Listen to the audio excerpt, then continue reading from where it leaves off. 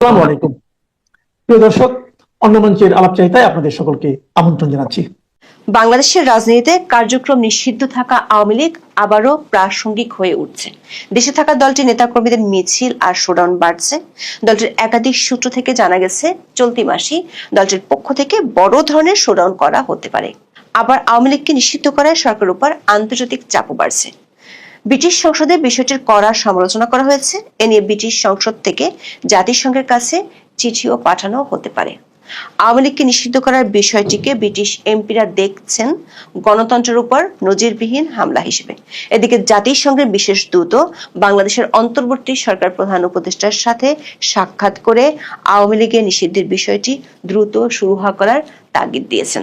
সবশেষ জাতীয় পার্টির অফিসে সরকার সমর্থক একটি পক্ষ হামলা চালানোর পর বিষয়টি নিয়ে বিপাকে পড়েছে সরকার। পশ্চিমা বেশ কয়েকটি দেশ যারা বাংলাদেশের দাতা গোষ্ঠী বলে পরিচিত, তাদের পক্ষ থেকে সরকারের দ্বিচারিতা নিয়ে উদ্বেগ জানানো হয়েছে। সন্ত্রাস দমন আইনে আওয়ামী লীগকে নিষিদ্ধ করা হলেও যারা আসলে সন্ত্রাস করছে তাদেরকে সরকার প্রশ্রয় দিচ্ছে, এমন অভিযোগ উঠছে। বিস্তারিত জানতে চলুন যাওয়া যাক বিশ্লেষণে।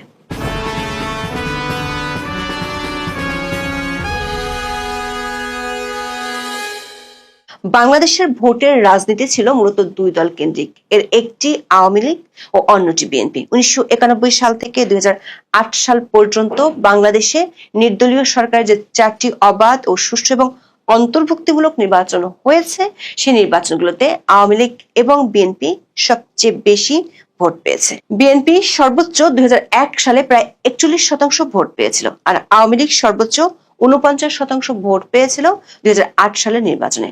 1991 সাল থেকে আওয়ামী ও বিএনপির ভোট ওঠানামা করলেও জামাত ইসলামী এবং জাতীয় পার্টির ভোট ব্যাংক কমতি দেখা গেছে। আর এই সময়টাতে নতুন যে দলগুলোর জন্ম হয়েছে, তাদের কেউ নিজেদের অস্তিত্ব সেভাবে জানান দিতে পারেনি। কিন্তু 15 বছর দেশ শাসনের পর গত বছরের 5ই আগস্ট আওয়ামী লীগের জন্য দৃশ্যপট পুরোপুরি পাল্টে যায়। প্রথমে অধ্যাপক ইউনূসের অন্তর্বর্তী সরকার পক্ষ থেকে দল নিষিদ্ধ করা হবে না বলে মত দেওয়া হয়েছিল, কিন্তু সরকারি মিত্রদের চাপের মুখে চলতি বছরের 12ই মে আওয়ামী লীগকে নিষিদ্ধ করা হয়। আকস্মিক রাজনৈতিক সিদ্ধান্ত হলেও সরকার এর জন্য আইন সংশোধন করেছিল। 2025 সালের 12ই মে প্রকাশিত গেজেটে 2009 সালের সন্ত্রাস বিরোধী অধ্যাদেশের একটি গুরুত্বপূর্ণ সংশোধনের মাধ্যমে রাজনৈতিক দল বা সংগঠনের কার্যক্রম নিষিদ্ধ করার বিধান যুক্ত করা হয়।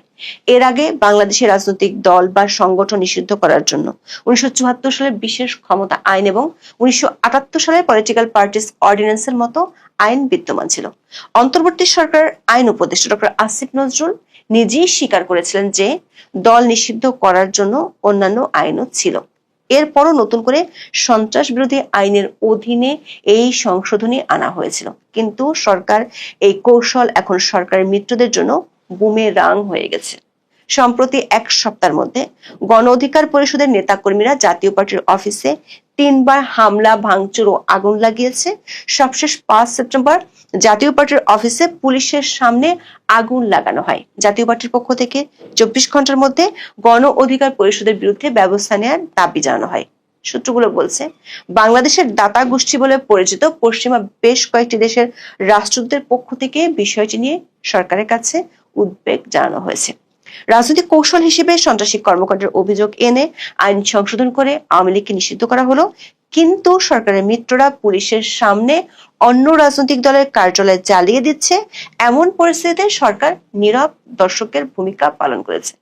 এ নিয়ে দুটি দূতাবাসের পক্ষ থেকে সরকার উচ্চ মহলে 6 সেপ্টেম্বর ব্যাখ্যা জানতে চাওয়া হয়েছে। সূত্রগুলো বলছে, আগামী কয়েকদিনের মধ্যে এ বিষয়ে রাষ্ট্রদূতদের পক্ষ থেকে আনুষ্ঠানিকভাবে সরকারকে জানানো হবে। এরই মধ্যে আওয়ামী লীগের উপর নিষেধাজ্ঞা এবং বাংলাদেশের সামগ্রিক রাজনৈতিক পরিস্থিতি নিয়ে আন্তর্জাতিক মহলের উদ্বেগ স্পষ্ট। ব্রিটিশ পার্লামেন্টে এ নিয়ে আলোচনাও হয়েছে। এতটা দীর্ঘ আলোচনা হয়েছে যে অনেকে মনে করছেন এটি একটি শক্তিশালী আনুষ্ঠানিক বার্তা। পার্লামেন্টের বিতর্কে একাধিক ব্রিটিশ এমপি বাংলাদেশের মানবাধিকার পরিস্থিতি, গণতন্ত্রের রীতিনীতি এবং রাজনৈতিক প্রতিপক্ষের বিরুদ্ধে সন্ত্রাস বিরোধী আইনের ব্যবহারের কঠোর সমালোচনা করেছেন। বিশেষ করে 2025 সালের মে মাসে আওয়ামী লীগের কার্যক্রম নিষিদ্ধ করার সিদ্ধান্তকে ব্রিটিশ এমপিরা গণতন্ত্রের উপর নজিরবিহীন হামলা হিসেবে আখ্যায়িত করেছেন। এই ধরনের মন্তব্য থেকে বোঝা যায় আন্তর্জাতিক সম্প্রদায় বাংলাদেশের অভ্যন্তরীণ ঘটনাগুলোকে শুধু পর্যবেক্ষণের মধ্যে সীমাবদ্ধ রাখছে না, বরং তাদের মূল্যায়নকে আনুষ্ঠানিকভাবে প্রকাশ করছে। ব্রিটিশ সরকার, বিশেষ করে foreign, Commonwealth and development office বা এফসিডিও, বাংলাদেশের রাজনৈতিক স্থিতিশীলতা ফিরিয়ে আনতে একটি নির্দিষ্ট সময়সীমার মধ্যে অবাধ, সুষ্ঠু ও অন্তর্ভুক্তিমূলক নির্বাচনের উপর গুরুত্ব দিয়েছে। ব্রিটিশ পার্লামেন্টের আলোচনায় বাংলাদেশ সরকারের উপর রাজনৈতিক দল নিষিদ্ধের ইস্যুটি নিয়ে চাপ প্রয়োগের জন্য আইসিসি এবং জাতিসংঘের বিশেষ প্রতিনিধিদের কাছে চিঠি পাঠানো নিয়ে আলোচনা হয়েছে। 4 সেপ্টেম্বর প্রধান উপদেষ্টা ডক্টর মোহাম্মদ ইউনূসের সঙ্গে সাক্ষাৎ করেছেন বাংলাদেশের জাতিসংঘের আবাসিক সমন্বয়ক গোয়েন লুইস। সেই সাক্ষাতে দল নিষিদ্ধ করা, জাতীয় পার্টির উপর সরকার সমর্থকদের হামলা এবং বাংলাদেশের মানবাধিকার পরিস্থিতির চরম অবনতিতে আন্তর্জাতিক মহলের উদ্বেগ যে বাড়ছে, সেটি জাতিসংঘের পক্ষ থেকে অধ্যাপক ইউনূসকে জানিয়ে দেওয়া হয়েছে। যদিও সরকারের পক্ষ থেকে বিবৃতি দিয়ে দাবি করা হয়েছে গোয়েন লুইস বাংলাদেশের ফেব্রুয়ারি নির্বাচনের পক্ষে থাকার কথা বলেছেন, তবে বাংলাদেশের জাতিসংঘ দপ্তরের সূত্রগুলো বলছে সব দলের অংশগ্রহণে নির্বাচন না হলে সেটি আন্তর্জাতিকভাবে যে গ্রহণযোগ্য হবে না তা অধ্যাপক ইউনূসকে জানিয়ে দিয়েছেন তার ঘনিষ্ঠ জন বলে পরিচিত গোয়েন লুইস। এর আগে জাতিসংঘের বিশেষ দূত টম অ্যান্ডারুজও অধ্যাপক ইউনূসকে একই বার্তা দিয়ে গেছেন। দেশের বাইরের চাপের মধ্যে আওয়ামী লীগ ইস্যুতে দেশের ভেতরের পরিস্থিতি নিয়ে চিন্তিত অধ্যাপক ইউনূসের ঘনিষ্ঠ কয়েকজন উপদেষ্টা। 5 সেপ্টেম্বর রাজধানীর 3টি স্থানে আওয়ামী লীগ ও অঙ্গ সংগঠনগুলো মিছিল করেছে। ঢাকার বাইরে 2 জায়গায় মিছিল করেছে। সরকারের জন্য উদ্বেগের বিষয় হলো, আগে ঝটিকা মিছিল হতো, কিন্তু শুক্রবারের মিছিলগুলো ঝটিকা আর ছিল না। এমনকি পুলিশকে দেখে আগের মতো আওয়ামী লীগের নেতাকর্মীরা দৌড়ে পালায়নি। সরকারের কয়েকজন উপদেষ্টা এ নিয়ে মন্ত্রীপাড়ায় 5 সেপ্টেম্বর বৈঠক করেছেন। সরকারের কাছে জমা পড়া গোয়েন্দা রিপোর্ট অনুযায়ী আওয়ামী লীগের মিছিলের বহর আরো বাড়বে। এরই মধ্যে বেশ কয়েকবার বড় আকারে ধরপাকড় করেও দলটির নেতাকর্মীদের দমাতে পারছে না সরকার। সরকারের দুশ্চিন্তা হলো, ঢাকার বাইরে স্থানীয় পর্যায়ে এ ধরনের মিছিলের সংখ্যা বাড়লে পরিস্থিতি সামাল দেওয়া কঠিন হবে। বিশেষ করে গত 1 সপ্তাহে মিছিলের সংখ্যা ও বহর বাড়তে থাকায় ভাবনায় পড়েছে সরকারের একটি পক্ষ। আওয়ামী লীগ যাতে নির্বাচনে অংশ নিতে না পারে তার জন্য সরকার এরই মধ্যে বেশ কিছু ব্যবস্থা নিয়েছে। আরো 1 দফা আইসিটি আইনে সংশোধনী আনা হয়েছে। চার্জশিটে নাম আসলেই প্রার্থী হওয়ার জন্য অযোগ্য হয়ে যাবে এমন নজিরবিহীন ধারাও সংযোজন করা হয়েছে। গণপ্রতিনিধিত্ব আদেশ সংশোধন করা হচ্ছে।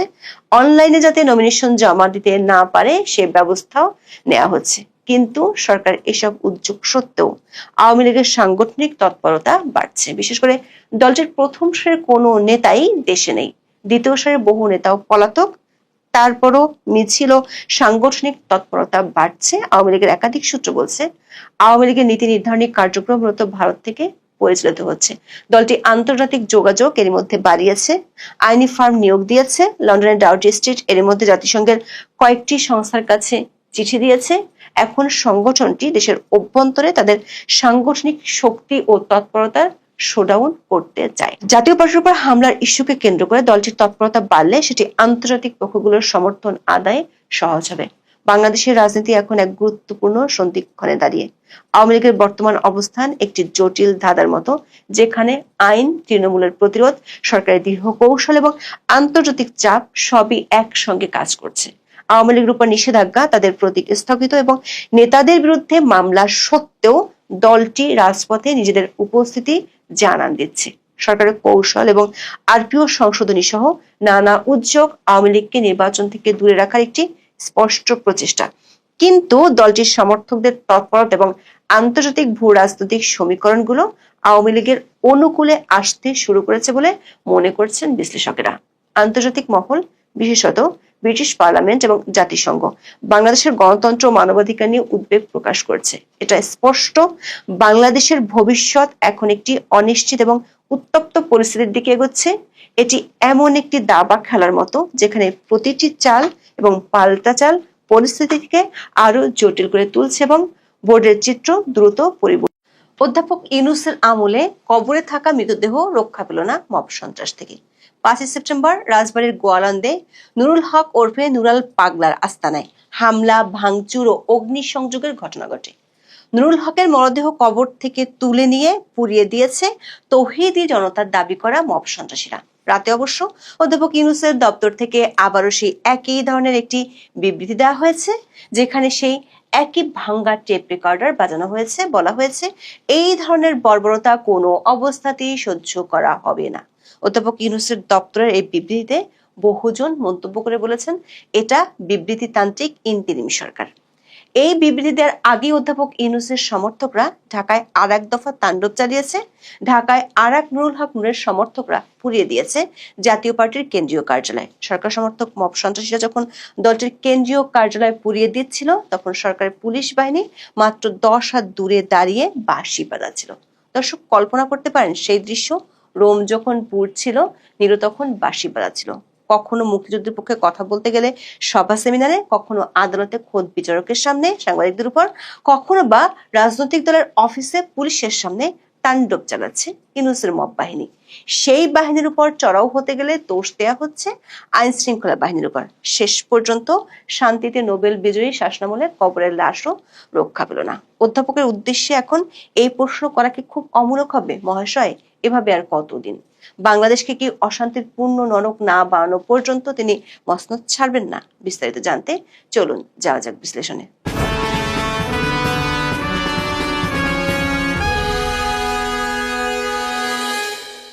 2018 সালে ডাকসু নির্বাচনে ভিপি পদে জয়ের পর তখনকার প্রধানমন্ত্রী শেখ হাসিনার কাছে ছুটে গিয়েছিলেন গণ অধিকার পরিষদের সভাপতি নুরুল হক নূর। বেশ দম্ভ ভরে বলেছিলেন তিনি ছাত্রলীগের হল পর্যায়ের নেতা ছিলেন। শেখ হাসিনাকে দেখে তার মায়ের কথা মনে হয়। বক্তব্য শেষে জয় বাংলা, জয় বঙ্গবন্ধুও বলেছিলেন। 2024 সালের 5ই আগস্ট ক্ষমতার পট পরিবর্তনের পর এগুলো এখন ইতিহাস হয়ে গেছে। এরপর থেকে নূরের দল খুঁজতে থাকে ফ্যাসিস্টের দোসরকে। বিশেষ করে গত বছরের ডিসেম্বর থেকে হঠাৎই নূরের দল জাতীয় পার্টির পেছনে উঠে পড়ে লাগে। একবার জাতীয় পার্টির কেন্দ্রীয় কার্যালয় জ্বালিয়ে দিয়েছিল। অভিযোগ, জাতীয় পার্টি শেখ হাসিনা ও আওয়ামী লীগের দোসর ছিল। সবশেষ আগস্টের শেষে এসে নূরের দল আবারও জাতীয় পার্টির অফিসে হামলা চালাতে গেলে আইন শৃঙ্খলা বাহিনী বেদম লাঠিপেটা করে। এ নিয়ে সরকারের সাথে সেনাবাহিনীর দূরত্ব তৈরি হয়। পরদিন আবারও জাতীয় পার্টির অফিসে তারা হামলা করে। তারপর থেকে গণ অধিকার পরিষদ জাতীয় পার্টির নিষিদ্ধের দাবি করে আসছে। 5 সেপ্টেম্বর আবারও গণ অধিকার পরিষদের নেতাকর্মীরা জাতীয় পার্টির অফিসে শুধু ভাঙচুরি চালায়নি, এবার আগুন দিয়ে জ্বালিয়ে দিয়েছে। অধ্যাপক ইউনূসের সমর্থক বলে পরিচিত এই মব বাহিনী যখন তাণ্ডব চালাচ্ছিল, তখন মাত্র 10 হাত দূরত্বে পুলিশ বাঁশিতে ফু দিয়ে যাচ্ছিল। নির্বিঘ্নে আগুন দেওয়ার পর পুলিশকে দেখা যায় ফায়ার সার্ভিসের ভূমিকা নিতে। পুলিশ জল কামান নিয়ে হাজির হয়। মব সন্ত্রাসীদের উদ্দেশ্যে জল না ছিটিয়ে আগুনে জ্বলতে থাকা একটি মোটরসাইকেল আর জাতীয় পার্টির অফিস নেভানোর কাজ করে জল কামানটি। ঘটনাস্থলে উপস্থিত সাংবাদিকরা তখন বলছিলেন, এটি একটি বিরল দৃশ্য। মব সন্ত্রাস করে আগুনে জ্বালিয়ে দেওয়ার পর পুলিশ এসে আগুন নেভাচ্ছে, অথচ তার থেকে চোখের দূরত্বে মব সন্ত্রাসীরা তখন আনন্দে নৃত্য করছিল। অবশ্য আগুন নেভানোর পর পুলিশের ঊর্ধ্বতন কর্মকর্তারা ঘটনাস্থল পরিদর্শনে গিয়েছেন। দায়িত্বের প্রতি তারা যে অবিচল সে উদাহরণ রেখেছেন। রাতের এই মব সন্ত্রাসের চেয়ে দিনের মব সন্ত্রাস আরো ভয়াবহ ছিল, যেটি ছড়িয়ে গেছে সব মাত্রা। মব সন্ত্রাসীরা যারা নিজেদের তৌহিদি জনতা বলে পরিচয় দেয়, যারা গত বছরে বহু মাজার পুড়িয়ে দিয়েছে, ভাঙচুর করেছে, যাদের তাণ্ডবে অধ্যাপক ইউনূসের দপ্তর শুধু বিবৃতি দেয়া ছাড়া কিছুই করেনি, তারা এবার জুমার নামাজের পর কবর থেকে মৃতদেহ তুলে সেটি জ্বালিয়ে দিয়েছে। শান্তিতে নোবেল বিজয়ী অধ্যাপক ইউনূসের আমলে মব সন্ত্রাস কবরেও পৌঁছে গেছে। রাজবাড়ীর গোয়ালন্দে নুরুল হক ওরফে নুরাল পাগলার মরদেহ তুলে নিয়ে পুড়িয়ে দিয়েছে মব সন্ত্রাসীরা। এর আগে তারা সেখানকার দরবার শরীফ ও বাড়িতেও হামলা, ভাঙচুর ও অগ্নিসংযোগ করেছিল। এতে দরবারের ভক্ত সহ 50 জনের বেশি আহত হন। শুক্রবার দুপুরে জুমার নামাজের পর গোয়ালন্দ পৌরসভার 5 নম্বর ওয়ার্ডের জুরান মোল্লাপাড়া এলাকায় এই ঘটনা ঘটে বলে গোয়ালন্দ উপজেলা নির্বাহী কর্মকর্তা নাহিদুর রহমান জানান। দর্শক, গত বছরের সেপ্টেম্বর থেকে মাজারের উপর হামলা শুরু হয়। দফায় দফায় চলে দেশের বহু মাজারে হামলা।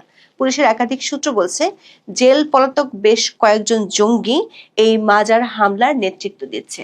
রাজবাড়িতেও হামলার সময় 2 জন জেল পলাতক জঙ্গিকে দেখা গেছে বলে পুলিশের একাধিক সূত্র নিশ্চিত করেছে। এদেরকে গ্রেপ্তার করার জন্য বারবার পুলিশের পক্ষ থেকে বলা হলেও অন্তর্বর্তী সরকার বিষয়টিকে এড়িয়ে গেছে। তবে অধ্যাপক ইউনূসের দপ্তর বরাবর যে কাজটি করেছে সেটি হলো কুসুম কুসুম ভৎসনা করে বিবৃতি দেয়া। তবে জাতীয় পার্টির কেন্দ্রীয় অফিসে আগুন দেওয়ার ঘটনায় ডক্টর ইউনূসের দপ্তর নিন্দা জানিয়ে কোনো বিবৃতি দেয়নি। রাজবাড়ী গোয়ালন্দে কবর থেকে লাশ তুলে পুড়িয়ে দেওয়ার ঘটনায় বিবৃতি দিয়েছে। বিবৃতিতে সেই গদবাদা কথা নিন্দা জানিয়েছে সরকার। সরকারের ভাষায় এটি অমানবিক ও ঘৃণ্য কাজ বটে, তাই সরকার আগে কয়েকশোবার যেমন বলেছে তেমনি আবারও বলছে এই ধরনের বর্বরতা কোনো অবস্থাতেই সহ্য করা হবে না। দর্শক, অধ্যাপক ইউনূসের এই ধরনের বিবৃতি আর তার সরকারের কর্মকাণ্ডের উপর মানুষের কি ধরনের অনাস্থা জন্মেছে তা জানা ও বোঝার জন্য চলুন অন্তর্বর্তী সরকার প্রধান উপদেষ্টার ফেসবুক পেজটি একটু দেখে আসি। বিবৃতিটি পোস্ট করার পর 1 ঘন্টায় 5,500 রিয়াকশন পড়ে, যার মধ্যে 3,500ই হা হা রিয়াকশন। 480টি কমেন্ট আমরা বিশ্লেষণ করে দেখেছি, যার 80% অধ্যাপক ইউনূসের আমলে মব সন্ত্রাসের জন্য সরকারকে দায়ী করেছে। এই নিন্দা জানানো যে সরকারের শিশু সুলভ আচরণ সেটিও অনেকে তুলে ধরেছেন। একজন লিখেছেন, হ্যাঁ, লিজেন্ডারি শক্ত প্রতিবাদ কৌশল আবারও। প্রতিবার মব সন্ত্রাস হবে, তাতে কিছু শক্ত শব্দ যোগ করে নিন্দা জানাবে, কিন্তু অ্যাকশনের বেলায় 0। একজন লিখেছেন, এ কোন দেশে বসবাস করছি আমরা। আর একজনের মন্তব্য, দেশ পাইল এক নিন্দা জানানো সরকার। কেউ কেউ বিবৃতিকে জোকস বলেও মন্তব্য করেছেন। একজন লিখেছেন, অনেক দিন পরে মজার জোকস শুনলাম। তারপরে আরেকজনের কমেন্ট, নাটক বাস পাপেট সরকার। একজন লিখেছেন, বাংলা সিনেমার মতো হয়ে গেছে অন্তর্বর্তীকালীন সরকার। সিনেমায় মারামারি শেষে পুলিশ চায়, আর এই সরকার ঘটনার শেষে বিবৃতি দেয়। অন্তর্বর্তী সরকার আমলে আরো ভয়াবহতার আশঙ্কা করেছেন অনেকেই। তেমন শঙ্কায় একজন লিখেছেন, শেষ পর্যন্ত তারা আর কার কার লাশ পোড়ায় দেখার অপেক্ষায় থাকলাম। মানুষ কতটা হতাশ তার জন্য একটি মন্তব্য তুলে ধরছি। লিখেছেন, আমি আর আপনার পক্ষে নাই। আমি খুব আশা রাখছিলাম, আমি ভাবছিলাম এদেশের সকল মানুষ, সকল মতের মানুষ গত 50 বছরের থেকে এবার ভালো থাকবে। আমি অবাক, এই বাংলাদেশে কবর থেকে লাশ উঠিয়ে পোড়ানোর ঘটনা আমার এত বছরের জীবনে দেখিনি। এটা আমার বাংলাদেশ না। আমি হেরে গেছি নিজের বিবেকের কাছে। দর্শক, কবর থেকে লাশ তুলে পুড়িয়ে দেওয়ার ঠিক একদিন আগে আদালতে বিচারকের সামনে সাংবাদিকদের উপর হামলা চালিয়েছে মব সন্ত্রাসীরা। বিচারক নিরুপায় হয়ে এজলাস ছেড়ে চলে যান। কয়দিন আগে রিপোর্টার্স ইউনিটিতে মুক্তিযুদ্ধের পক্ষে সভা করতে গেলে মব সন্ত্রাসীদের হামলার শিকার হয়েছিলেন মুক্তিযোদ্ধা, সাংবাদিক ও বিশ্ববিদ্যালয়ের শিক্ষকরা। সরকার মব সন্ত্রাসীদের গ্রেপ্তার তো দূরের কথা, উল্টো যারা আক্রান্ত হয়েছিলেন তাদের সন্ত্রাস দমন আইনে জেলে পুরেছে। সেই মামলায় 4 আগস্ট সাংবাদিক মঞ্জুর আলম পান্নার জামিন শুনানি ছিল আদালতে।